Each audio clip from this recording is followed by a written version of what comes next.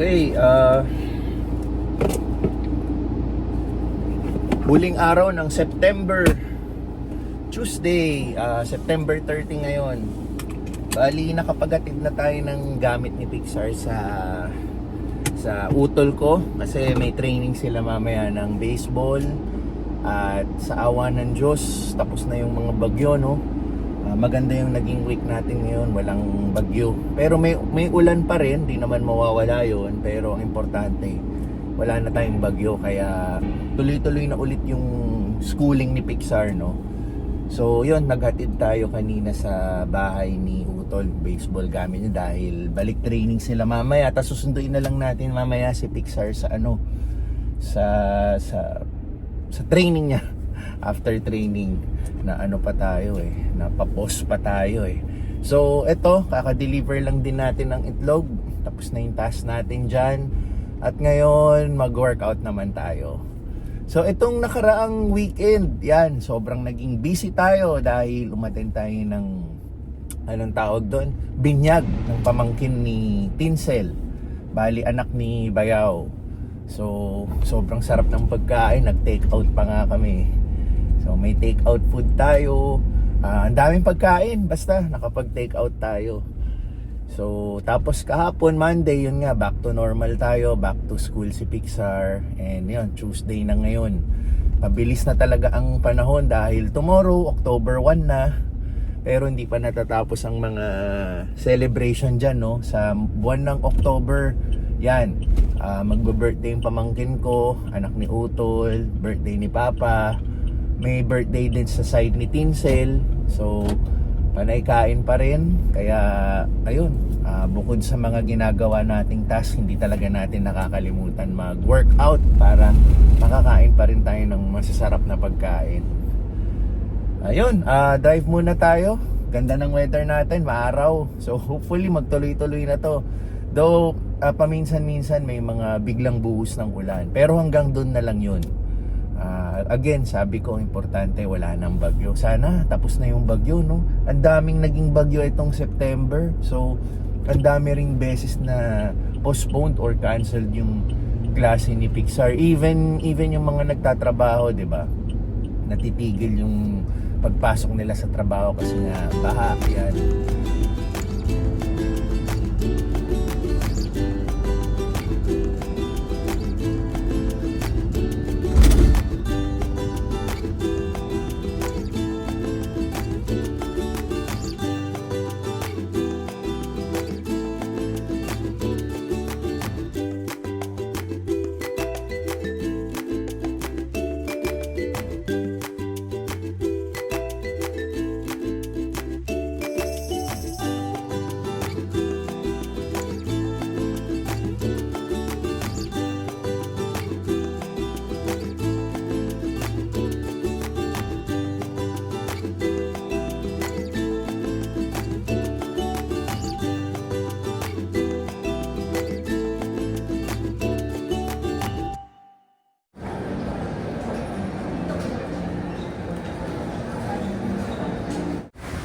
Kapag ice coffee na tayo, kapag yogurt na tayo, makakain na tayo ng snack natin. So balik na tayo sa ating parking. Tapos umaambon pa. Siya nga pala, kung aabutan nga naman ng malas, no? O kaya sabihin nating swerte, pangalawang beses sa loob ng isang buwan na tornilyo na naman ang ating gulong. So dali lang restroom muna tayo. Ayun, jingle bells lang tayo. So ayun, kung suswertehin ka nga naman, no, sa loob ng isang buwan o 2 weeks ago, nagpa-vulcanize tayo ng gulong kasi nakabingo tayo ng tornilyo. At ngayon, naulit na naman. So, hindi ko pa nakikita exactly yung tornilyo. Pero, nakita kasi ni Richie, umilinis ni Richie ko. Tapos kaninang umaga, grabe yung lambot ng gulong. So, alam ko nga na nakachempo tayo ng tornilyo. Yun nga lang iniisip ko kung ngayon ako magpapa-vulcanize o bukas kasi yan, hindi maganda yung weather. Yung dun kasi sa pina-vulcanize natin last time, open area kasi, no? Maliit lang yung silungan niya. So, kawawa rin naman yung gagawa. So, ayun, siguro, ano na tayo, next day, bukas ako magpapa-vulcanize. Ayan yung weather, oh. Makikita nyo ba? Ano? Lakas ng ulan. So, I think uwi muna tayo. Tapos, bobombahan ko na lang. Yan, ang weather natin ngayon. Akala ko tuloy-tuloy na yung araw kanina. So, yun. Paano tayo makakapagpa-vulcanize niyan kung ganyan ang weather? So, bukas na lang siguro. Importante, ano, di naman mabilisan lumalambot yung gulong. So, bobombahan na lang ulit natin kung lumambot ulit siya. Tumigil ang ulan. Ang gulo talaga ng panahon. Pero goods na rin yun dahil yan, samantalayin na natin. Dumiretso tayo dito sa isang vulcanizing shop dito sa Marcos Alvarez. Yan. Last time na nagpa-vulcanize ako dun sa may Pilar. Ngayon nandito ako sa kabilang side. So, sabi sa akin, nagpapabomba lang tong kotse sa harap. Tapos iparada ko dito sa garahe nila. And then ibubulcanize na nila kasi bawal na daw pumaradi dito along highway, no? May naninita daw. Baka maklamp pa tayo. Yun, katulad nun, no? Bawal na. So, yun. Antayin lang natin matapos to. Tapos ipaparada natin dito sa garahe nila. Yan, nakaparada na tayo. Pansin ko okay din pala kasi may bubong naman, pwede palang pumarada. So umulan umaraw, pwede tayong magpa-vulcanize. Yan, umuulan na naman, no? Tumigil na pero maambon na naman. So ito, ginak na nila. Hanapin na lang natin yung butas, ay yung ano, tornilyo.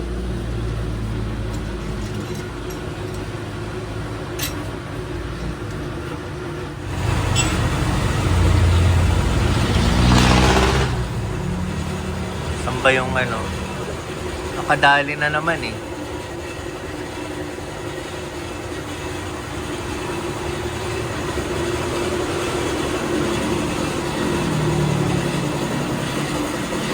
Wala ka pa nakikita?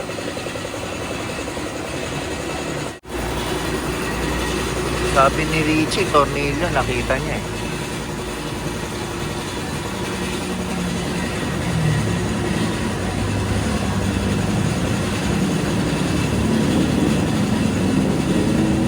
Di kaya umano yung ano, binulcanize 2 weeks ago.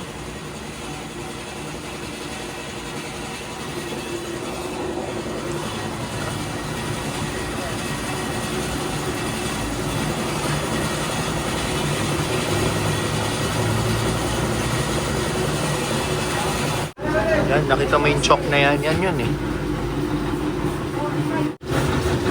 Ito yun, oh. Wala naman ako nakitang pako. Baka ito yung dating inano, pinatse.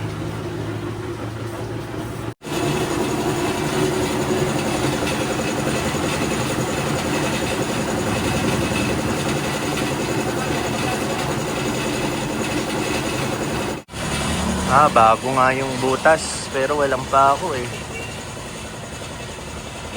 Ano kayang umano dyan? Kasi nandito yung tinapalan banda eh. So hindi pala yun. Dito daw.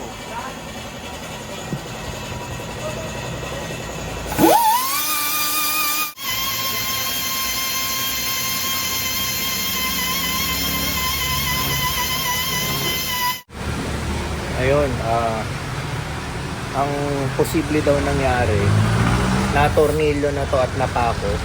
Tapos kaya tayo walang makita ngayon. Habang nagpapatakbo ako, natanggal yung pako. Kaya naging open siya. Kaya ang bilis tumambot. Kasi kagabi lang, okay pa to eh. Tapos yung umuwi ako, paggising ko kaninang umaga, sobrang lambot na. So ibig sabihin, baka yung nagpapatakbo ako ng kotse kagabi, natanggal na yung pako. Kaya overnight, lumambot talaga siya. Hindi tulad nung huling unang pinabulkanize natin. Nandun pa yung tornilyo kaya dahan-dahan lang siyang lumalambot. So, yun lang.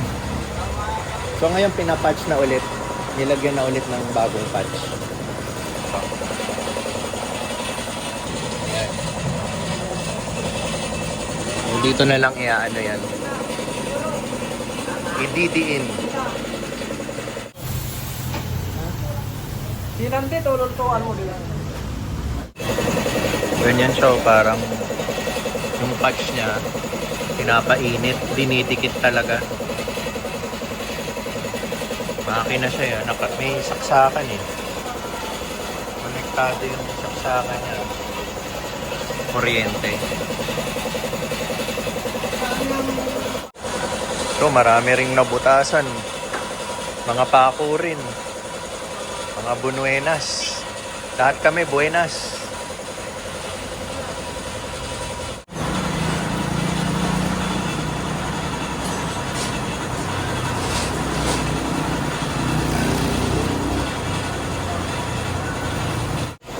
Babalik na.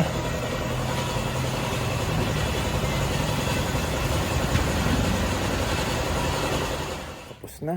Dito na tayo sa bahay. Pero maya-maya alis ulit tayo para sunduin si Pixar sa kanyang baseball training, which hindi ko alam kung matutuloy or hindi dahil nga umulan. So waiting lang ako sa announcement, pero yun, dito muna tayo sa bahay. So yung pinavulcanize natin, ito. Yan. So, ganun din, tulad ng presyo sa Pilar, 200 pesos per butas. 300 pesos, dalawang butas. Kaya, yun, pare-pareho sila ng presyuhan. Ganun siguro ang ano nila dito sa area dito. Te? Thank you. Ano na lang natin yung egg trays kay Ate Teta. So, ayun. Sana sa susunod, wala na, no? Sobrang suki na natin sa mga ganyan. Kaya, hindi mo sa pwede sabihing ingat eh. Pag na-tsempoan ka talaga, no? Tsempo. Kaya, ayun.